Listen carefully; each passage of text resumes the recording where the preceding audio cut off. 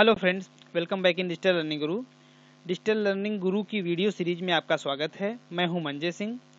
आप इस वीडियो अंक में जानेंगे वेब डिज़ाइनिंग के बारे में। वेब डिज़ाइनिंग क्या होती है, इसके लिए कौन कौन से टूल्स, कौन कौन सी लैंग्वेजेस हमें आनी चाहिए। जैसा कि हमने अपने पिछले वीडियोज़ में बताया कि डोमेन नेम क्या होता है, डोमेन नेम कैसे परचेज़ करते हैं, ये सब चीज़ें बताई गई। डोमेन नेम के बाद जैसे कोई वेबसाइट अगर आपको बनानी है तो सबसे पहले आप डोमेन नेम ही परचेज़ करेंगे। उसके बाद आप होस्टिंग लेते हैं। होस्टिंग का मतलब ये होता है कि हमारे वेबसाइट पर जो भी इन्फॉर्मेशंस दिखेंगी वे इन्फॉर्मेशंस किसी न किसी साइट पर, किसी न किसी सर्वर पर रखना होगा, जो सर्वर 24 आवर्स लाइन ऑनलाइन रहता है।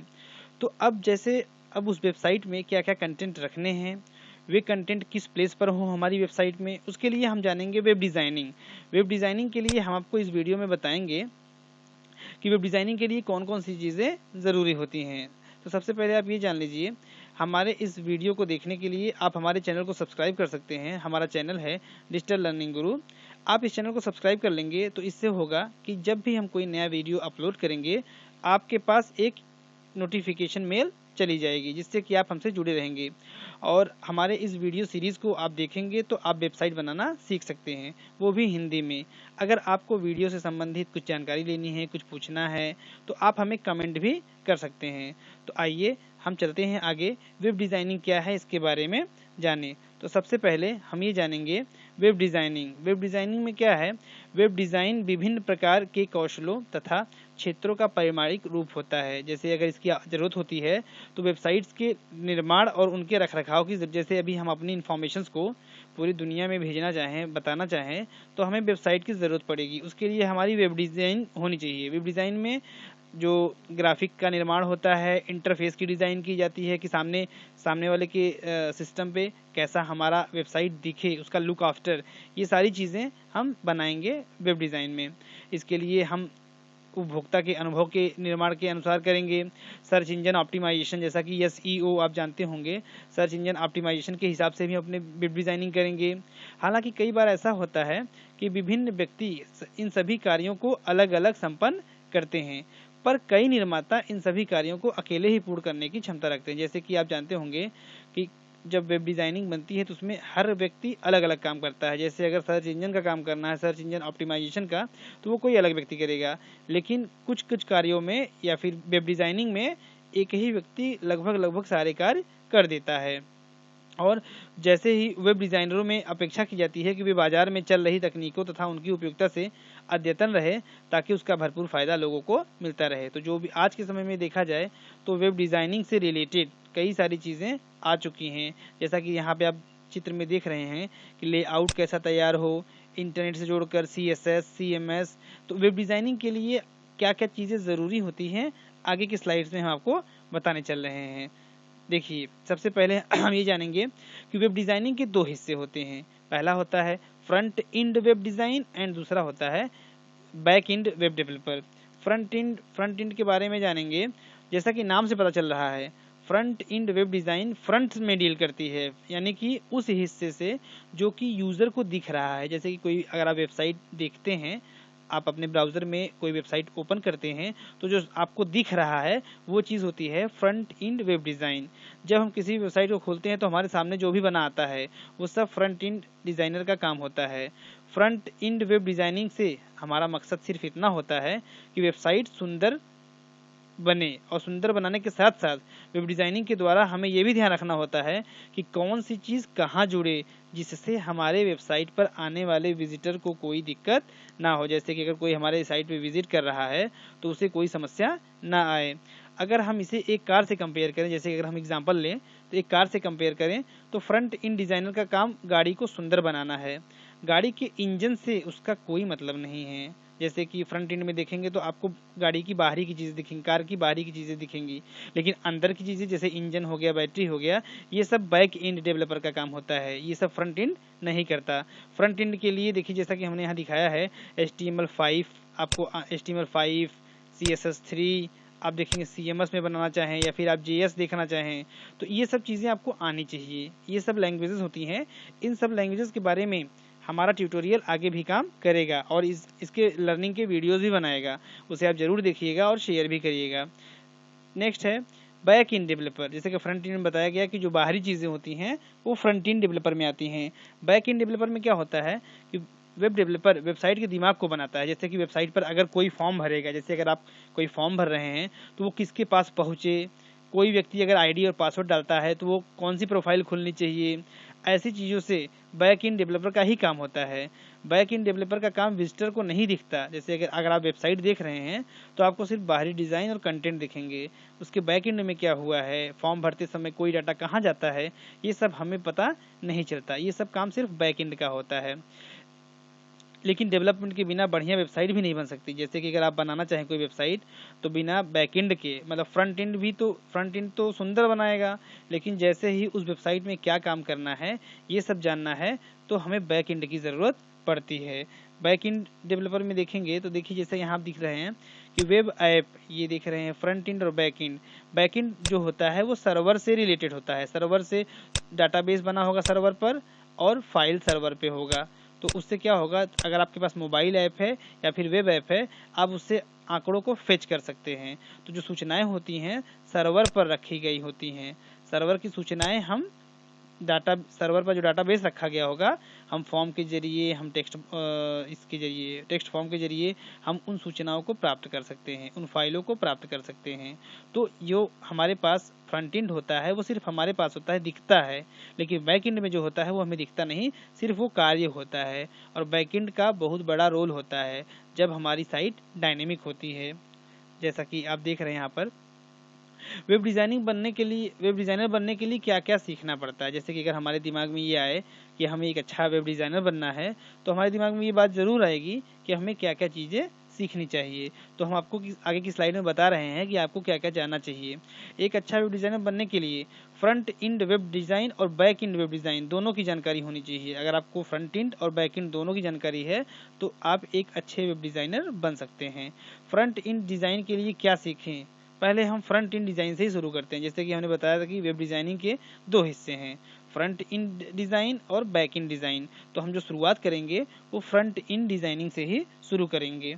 फ्रंट एंड डिज़ाइनिंग में आप देखेंगे UI लेयर होता है, यूज़र इंटरफेस लेयर, जो हमें दिखाई देता है और ब्राउज़र के माध्यम से HTTP और HTTPS के माध्यम से हमें PHP की चीज़ें हमारे पास बिजनेस लॉजिक जो हम लगाते हैं वो चीज़ें हमें दिखती हैं। जैसे अभी कोई फॉर्म भरना है तो UI लेयर में आपका फॉर्म होगा, फिर वो फॉर्म जैसे हम सबमिट करेंगे वो PHP के जरिए, मतलब सर्वर साइड स्क्रिप्टिंग के बैकएंड के जरिए वो कहीं न कहीं स्टोर होगी जाके, और फिर जैसे ही हम कुछ फेच करेंगे वो यहाँ PHP के जरिए आके हमें यहाँ पर UI लेयर में दिखेगी। जैसे कि अगर हम अपना रिजल्ट देखते हैं तो रिजल्ट में क्या होता है कि डाटाबेस कहीं और सर्वर पर बना होता है और हमारे UI में हम जैसे ही रोल नंबर प्रेस करते हैं वहाँ से हमारा जो नंबर होगा, हमारा जो रिजल्ट होगा, मार्कशीट होगी, वो हमारे सामने डिस्प्ले हो जाएगी।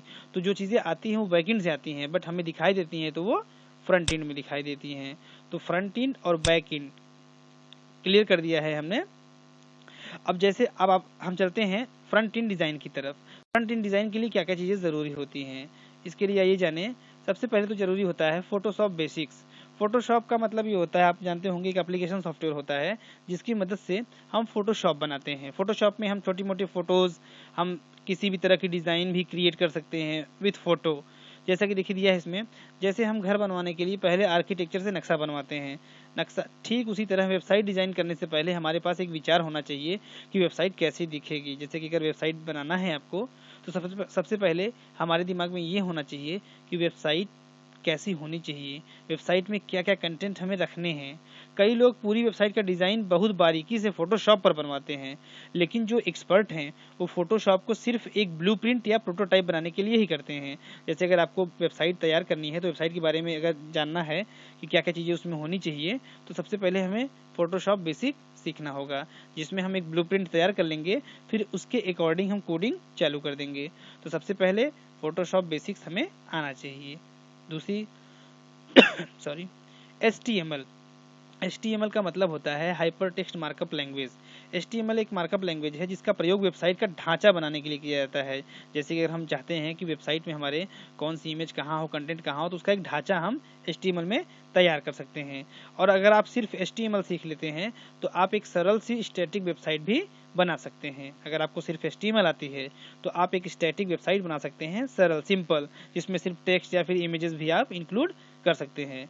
तो पहली ज़रूरत थी हमें फोटोशॉप की, दूसरी ज़रूरत हमें हुई HTML की, तीसरी ज़रूरत है हमारी CSS। CSS का मतलब होता है कैस्केडिंग स्टाइल शीट। जैसे कि HTML हमारी वेबसाइट को स्ट्रक्चर देने के काम में आता है, और दूसरी ओर CSS हमारे HTML से बने स्ट्रक्चर को डिज़ाइन देने के काम में आता है। जैसे आप देख रहे हैं यहाँ पर CSS का काम होता है जो हमारी HTML का जो स्ट्रक्चर था उसे एक अच्छा सा डिज़ाइन दे देना। डिज़ाइन हमारी स्टाइल में होगा, तरह तरह की स्टाइल भी हम दे सकते हैं। जैसे अगर आप देखना चाहेंगे कि HTML में सिर्फ स्टैटिक जो कंटेंट जैसा लिख दिया वैसा प्रिंट हो जाएगा, लेकिन अगर उसमें हम CSS जोड़ देंगे तो CSS से क्या होगा कि हमारा जो वेबसाइट होगा उसके जो कंटेंट होंगे वो थोड़े से आकर्षक, अट्रैक्टिव लगेंगे। तो CSS का प्रयोग हम अट्रैक्टिव बनाने के लिए कर सकते हैं। तो CSS की भी जानकारी हमें होनी चाहिए। हम अपने अगले वीडियोज़ में HTML, CSS, जावास्क्रिप्ट इन सब के बारे में बताएंगे। तीसरी ज़रूरत है हमारी, चौथी ज़रूरत जावास्क्रिप्ट, क्योंकि पहली थी फोटोशॉप, दूसरी है HTML, तीसरी थी CSS। अब चौथी ज़रूरत है जावास्क्रिप्ट की। जावास्क्रिप्ट का क्या होता है, यहाँ हम पूरी तरह से प्रोग्रामिंग करना शुरू कर देते हैं। HTML, CSS हमारी वेबसाइट को बना देती है, लेकिन डिज़ाइन को इंटरेक्टिव या अट्रैक्टिव बनाने के लिए JS का प्रयोग होता है। JS का मतलब जावा स्क्रिप्ट। इंटरेक्टिव से मेरा मतलब है, जैसे आप फेसबुक पर ऊपर फ्रेंड रिक्वेस्ट वाले आइकॉन पर क्लिक करते हैं तो नीचे एक ड्रॉप डाउन खुल जाता है जिसमें सारी लिस्ट्स आती हैं कि कितने लोगों ने आपको वो रिक्वेस्ट भेजी है, कितने लोगों का आपने एक्सेप्ट किया है, वो ड्रॉप डाउन नीचे आती है। तो जावास्क्रिप्ट से ये डिटेक्ट करते हैं कि यूज़र ने आपकी वेबसाइट पर क्या एक्शन किया, मतलब यूज़र ने क्या लाइक किया, क्या किया, ये सारी चीज़ें हमें जानना होता है। तो जावास्क्रिप्ट के जरिए हम जान सकते हैं, और उस एक्शन के लिए हिसाब से वो डिज़ाइन को बदल भी देता है। जब किसी वेबसाइट के ऊपर इमेज घूम रही होती है तो इनको जावास्क्रिप्ट घुमाता है। और जावास्क्रिप्ट का जो अगर मुख्य काम देखें तो जावास्क्रिप्ट वैलिडेशन के काम में आता है। जैसे हम कोई फॉर्म फिलअप करते हैं तो फॉर्म में कौन सी चीज़ें कहाँ दिखें, कितने कैरेक्टर तक इनपुट होना चाहिए, ये सारी चीज़ें वैलिडेशन से रिलेटेड सारी चीज़ें हम जावास्क्रिप्ट के माध्यम से दे सकते हैं। तो हमें जावास्क्रिप्ट भी थोड़ी बहुत आनी चाहिए। थोड़ी बहुत क्या, अगर हमें अच्छा वेब डिज़ाइनर बनना है तो अच्छे से हमें जावास्क्रिप्ट सीखना होगा। अब देखिए, अगर आप फोटोशॉप बेसिक जान गए, HTML जान गए, CSS जान गए और जावास्क्रिप्ट जान गए तो एक बढ़िया सी वेबसाइट आप क्रिएट कर सकते हैं, नॉर्मल सी वेबसाइट। HTML और CSS मिलकर एक बहुत अच्छी स्टैटिक वेबसाइट बना सकते हैं। अगर आपने सिर्फ फोटोशॉप, HTML और CSS सीख लिया है तो आप किसी भी IT कंपनी में नौकरी ढूंढ सकते हैं और एक अच्छी वेबसाइट बना सकते हैं। मतलब अगर आप फोटोशॉप, HTML और CSS अगर आप कायदे से जान गए हैं, अच्छे से जान गए हैं, तो एक स्टैटिक वेबसाइट आप बना सकते हैं और नौकरी भी उस बिहाफ पर कर सकते हैं। लेकिन अगर देखा जाए फ्रंट एंड डिज़ाइन के लिए क्या सीखें, जैसे अगर हमारे दिमाग में अभी भी ये होगा कि फ्रंट एंड डिज़ाइन के लिए क्या सीखना चाहिए, तो HTML, CSS, JS से आप स्टैटिक वेबसाइट बना सकते हैं। स्टैटिक वेबसाइट में हम डाटाबेस एंट्री, लॉगिन, रजिस्टर जैसे फीचर नहीं बना सकते।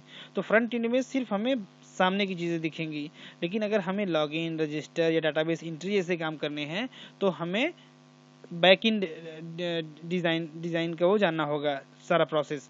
तो आगे के वीडियोस में हम आपको बताएंगे कि अभी तो हमने बताया आपको फ्रंट एंड के बारे में, इसके बाद बताएंगे बैक एंड के बारे में, उसके बाद हम लर्न कराएंगे आपको HTML, CSS, ये सारी चीज़ें सिखाएंगे। तो इसके लिए आप हमारे चैनल को सब्सक्राइब करिए। अगर आपको ये वीडियो पसंद आए तो आप इस वीडियो को शेयर भी करिए। आप उस पर कमेंट भी दे सकते हैं, अगर आपको कुछ पूछना है उस पर कमेंट भी दे सकते हैं। और आप हमारे इस वीडियो को लाइक भी कर सकते हैं, और आप इस वीडियो को ज़्यादा से ज़्यादा शेयर करेंगे तो लोगों को जानकारी मिलेगी। आप इस पूरी वीडियो सीरीज में वेबसाइट बनाना सीख पाएंगे और अदर भी वेब प्रोग्रामिंग लैंग्वेजेस भी आप सीख सकते हैं। आप हमारे ब्लॉग स्पॉट को भी विजिट कर सकते हैं, जिसका एड्रेस है digitallearningguru.blogspot.in। आप ये वीडियो मंजे सिंह के माध्यम से सुन रहे थे। धन्यवाद।